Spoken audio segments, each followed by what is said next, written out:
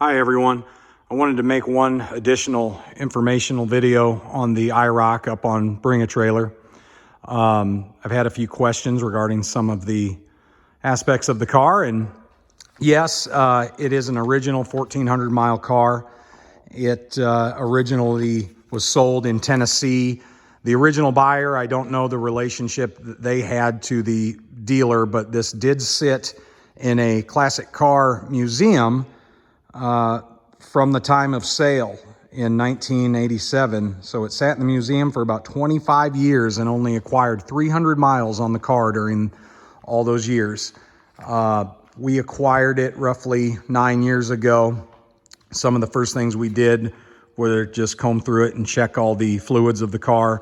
In doing so, we realized that the vehicle had never had an oil change. It was never serviced. I mean, with only having 300 miles, nobody ever changed the oil on it. And so we serviced it. I like to be proactive in some of the maintenance on our vehicles. And in servicing it, we realized, and I'm going to walk over here to some of the documentation that comes with the car. This is the original oil filter that would have been installed from the factory that came off the car. It's an AC Delco filter. And as you can see on the label, that is overspray from the undercoating that would have been applied in the factory during the assembly process when they treated the undercarriage of the car with the undercoating material. I've got the original service document from when we changed the oil. We flushed the cooling system. It was not acidic at the time, and the radiator cores looked good. We also checked the balance of the tires, rebalanced them just for good measure, and rotated them. The car was always stored on flat spot eliminator stands, so there's good quality tires that didn't develop flat spots over time. It drives great down the road. Just a quick look at some of the things that come with the car. You do have the original window sticker, and then we've got the original warranty booklet that was issued with the car. The maintenance schedule. Right here is the original odometer statement showing 21 miles when the car was sold from Classic Chevrolet in Tennessee. The original Tennessee title. And then here's the original sales brochure that you would have viewed in 1987 when considering your purchase for a Camaro. We've got a 1987 Camaro shop manual, as well as the owner's manual and a few advertisements for Goodyear tire. It does sport the original Goodyear tires. Here's a little IROC informational sheet with some of the code breakdowns and information on the different types of cars. So it's a highly original, highly documented car. Every aspect of the car, as far as its power functions, work perfectly. So we've got, the climate control. The AC blows cold.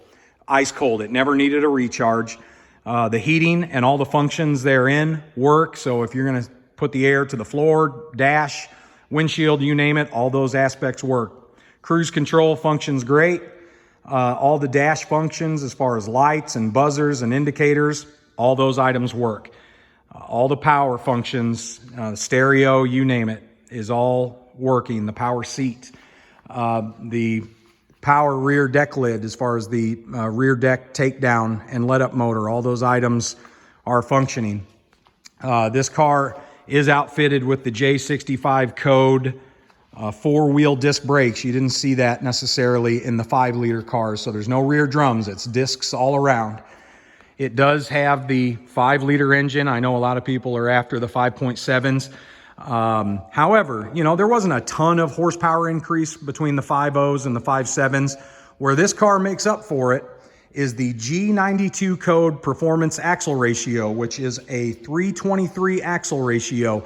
It makes up for any lesser horsepower of the 5.0 by adding a little more power to the rear wheels. If you watch the video of me pulling out of the driveway, it even breaks loose a little bit and fishtails on me.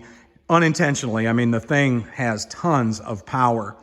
All the rubber and seals are great. T-tops come off. They work great. I have no complaints on this car. The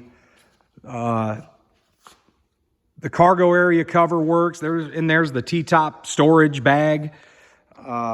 So the car, you know, when we bought it, it had 300 miles on it, and we drove it and added an additional 1,140, which accounts to about 126 miles per year, just to keep it, all the cases lubricated and, you know, just keep things running. You know how it is when these vehicles sit for a period of time.